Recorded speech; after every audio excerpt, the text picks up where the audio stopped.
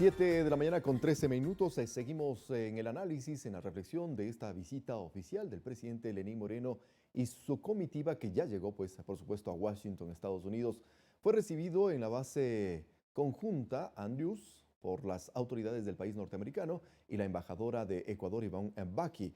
El mandatario ecuatoriano tiene previsto cumplir varias actividades, varias reuniones y, de hecho, la embajadora de Ecuador en ese país, Yvonne Mbaki, y el canciller José Valencia se refirieron a la importancia de la visita del presidente Lenín Moreno. Más adelante también tendremos las reflexiones de nuestro invitado Hernán Moriano. Antes, escuchemos las impresiones de la embajadora y del canciller.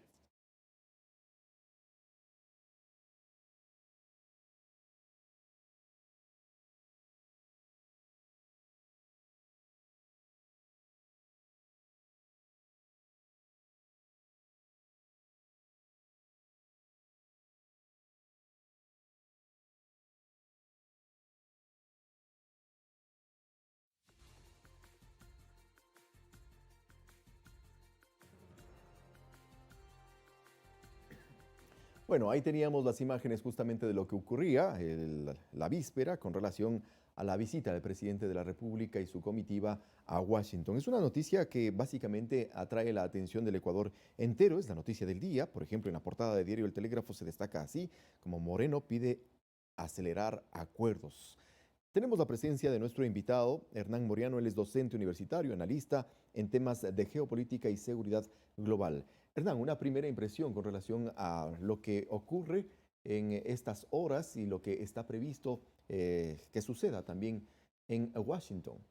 Por supuesto, buenos días, gracias por la invitación. Pienso que la visita del presidente Lenín Moreno a Estados Unidos representa el interés, ¿no? La voluntad del país de acercarse más a Estados Unidos y, por supuesto, de apostarle a una seguridad cooperativa en temas de seguridad y defensa, ¿no? Sobre todo para enfrentar ciertas amenazas emergentes, amenazas híbridas y también amenazas anidadas, ¿no? Sobre todo cuando tenemos fronteras muy complejas donde hay bastantes economías ilegales, ¿no? Vinculadas a lo que es el lavado de activos, a lo que es narcotráfico, tráfico de personas, tráfico de armas, entre otros en sí.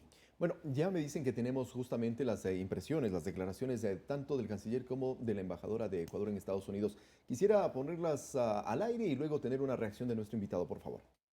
Este nuevo entendimiento de trabajo entre Ecuador y los Estados Unidos, esto de avanzar en nuestra relación, en nuestra agenda bilateral a través de entendimientos pragmáticos, eficientes, concretos, que repercutan, en el caso del Ecuador, por supuesto, en beneficio para nuestro país, para su economía, para la gente, para la generación de empleo y, por supuesto, para la estabilidad de nuestro país por vía de una economía renovada con el socio comercial, económico número 1 del Ecuador, que como ustedes conocen son los Estados Unidos de América. Estados Unidos y el Ecuador viven un momento muy importante en su relación bilateral.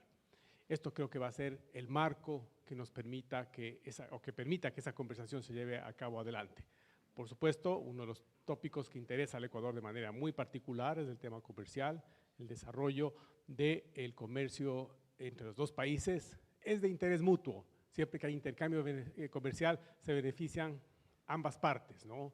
En el caso del Ecuador, mediante el acceso al mercado de nuevos productos, por ejemplo, creo que podemos lograr en nuestro país incrementar el empleo, la llegada de divisas que es clave para nuestra dolarización, incrementar también, por supuesto, la generación de nuevos sectores productivos de interacciones dentro de nuestro país, ¿no? La búsqueda de un acuerdo comercial siempre está sobre la mesa. Confiamos que este encuentro presidencial va a dar un ímpetu a ello. Creo que ahora el punto principal es generar confianza. Primeramente hay que generar confianza que se está dando y seguramente con esta visita del presidente Moreno va a ser mucho más, porque si hay confianza se genera mucha apertura y esto que estamos viendo que el presidente Trump es lo que necesita también en una región tan difícil como está ahora la región nuestra por el tema de Venezuela. Y el Ecuador, un país siendo geopolíticamente central en este tema y siendo dolarizado y con una democracia, con un liderazgo que cree en los valores y en la ética y en el diálogo y en el respeto y en la no interferencia entre los poderes, es un ejemplo de lo que puede convertirse como un aliado para estabilidad la América, para que haya estabilidad en las Américas. Pero si queremos generar trabajo, empleo, hay que abrir comercio. Es un país que por su posición geográfica tiene oportunidades por los productos nuestros que son únicos. Tenemos los mejores productos por estar en el centro del universo. Entonces, hay que aprovechar un mercado grande. Y qué mejor que tener, como ya tenemos en la Unión Europea, ahora con Estados Unidos, el primer y segundo socio comercial, esa apertura. Ahí está, Hernán. Quisiéramos tener una impresión con relación a estas expectativas que son planteadas tanto por el canciller como la embajadora. Por supuesto, bueno, se ha demostrado, se ha evidenciado de que hay la voluntad del Estado ecuatoriano en acercarse más a los Estados Unidos y más aún cuando en la agenda de cooperación bilateral hay varios temas, ¿no? Está el tema migratorio, está el tema comercial, está el tema de educación, está el tema de desarrollo y también entra ahí el de seguridad, ¿no? Pienso que se está afirmando una vez más que existe un acercamiento más con Estados Unidos y también se evidencia más la cooperación en los ejes Quito-Washington, D.C. ¿Cuánto, digamos, sirvió las reuniones previas en 2018 y en 2019? La presencia del vicepresidente de Estados Unidos, por ejemplo, Mike Pence, también El canciller. del canciller, Pompeo. ¿no es cierto? En fin, también estuvieron representantes de la USAID, del subsecretario de Asuntos Políticos, David Hall. Es decir, no empieza recién con este gobierno el encuentro con el presidente Donald Trump. Hay otros aspectos, otros antecedentes. ¿Avanzó eso, digamos, permitió abonar el terreno para llegar a lo que estamos expectantes ahora a que ocurra? Por supuesto, estos antecedentes empiezan desde el 2018, desde mayo, julio de 2018, cuando ya hay un acercamiento por parte del ministro de Defensa, sobre todo Osvaldo Jarrín, con el Comando Sur y también el Departamento de Defensa de los Estados Unidos, sobre todo para consensuar, dialogar sobre una cooperación en temas de seguridad y defensa para enfrentar varias amenazas, ¿no? Que no solamente afectan al Ecuador, sino a nivel regional y también a nivel subregional, ¿no? Ahora, ¿cómo entender, por ejemplo, la mirada que tuvo el expresidente Rafael Correa con relación a Estados Unidos, ese distanciamiento, si se quiere? No obstante, las relaciones comerciales continuaron. Pudieron haber sido mejores, probablemente, dicen algunos analistas. Pero, ¿quiere decir entonces que Ecuador podría estar abocado a las condicionantes ideológicas, políticas de cada gobierno para acercarnos a nuestro principal socio comercial? Bueno, pienso que el gobierno ecuatoriano, el actual, le ha apostado más bien a un acercamiento más estratégico y pragmático, ¿no? Dejando atrás lo que es lo político ideológico. En el gobierno del expresidente Rafael Correa se le dio mucho más importancia a una agenda post-liberal, post-hegemónica y post-occidental, ¿no? Hoy en día Ecuador estaría regresando una vez más a Occidente y más aún cuando ha firmado ya convenios con el Fondo Monetario Internacional, con el Banco Mundial y también con el Banco Interamericano de Desarrollo para fomentar lo que es la cooperación y también el desarrollo local y nacional, ¿no? ¿Y cómo deberían entenderse esos encuentros, esos acercamientos con estos organismos multilaterales, con también los organismos que básicamente nacen en Estados Unidos? Bueno, yo pienso que ahorita el canciller José Valencia le está apostando, o sea, en abrir la agenda multilateral, ¿no? O sea, se puede trabajar con los asiáticos, se puede trabajar con los chinos, se puede trabajar con los rusos y también se puede trabajar, por supuesto, con los Estados Unidos. Mientras más socios existan en temas de cooperación y desarrollo, eso es muy bueno para el Ecuador. Es decir, no solamente hay que, o Estados Unidos no solamente está mirando sobre lo que ocurre en el Ecuador, sino también en lo que ocurre en Latinoamérica. ¿Cómo debería, por ejemplo, contemplarse el trabajo desde la Asamblea Nacional, el mismo Ejecutivo, para poder fortalecer estas relaciones bilaterales y multilaterales además? Bueno, por supuesto, aquí de la Asamblea Nacional lo que toca hacer es ser más transparente, ¿no? Sobre todo cómo se están manejando estos convenios de seguridad. Recordemos que hoy en día las Islas Galápagos cumplen un rol importante para que aviones norteamericanos estén aterrizando para cargar combustible. Nos toca hacer a nivel de Asamblea más transparente, decir en qué consisten estos convenios, en qué consisten estos acercamientos con Estados Unidos en temas de seguridad y defensa y también si es que se viola o no la soberanía, que eso está en debate hoy en día en el país, ¿no? Yo pienso que una vez de que se socialicen, se ciudadanicen estos convenios, se podría ya decir si es que hay o no violación a la soberanía aquí en el Ecuador. ¿Se ha manoseado mucho el tema de la soberanía o es importante tenerlo en cuenta en función de los beneficios que podría tener el Ecuador en materia de seguridad, por ejemplo, y la intervención de Estados Unidos a través de la tecnología, aviones, etcétera, que controlan aspectos relacionados al narcotráfico, grupos irregulares, en fin?